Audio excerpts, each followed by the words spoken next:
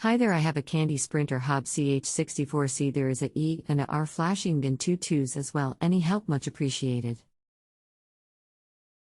Hi, ER22 means and number 39 semicolon and number 39. Key evaluation defective, control cuts off and number 39 semicolon and number 39. Basically this is a control unit fault.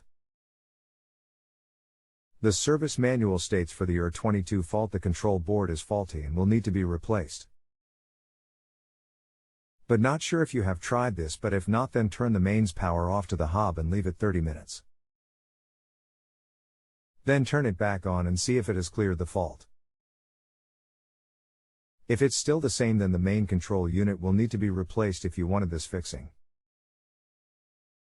But these are very expensive, and to be honest, it's usually cheaper to replace the hob rather than fixing it.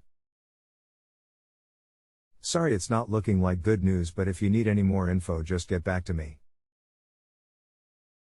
Regards. If you have a home improvement or appliance question and want to chat with an expert, now visit justanswer.com/ythi.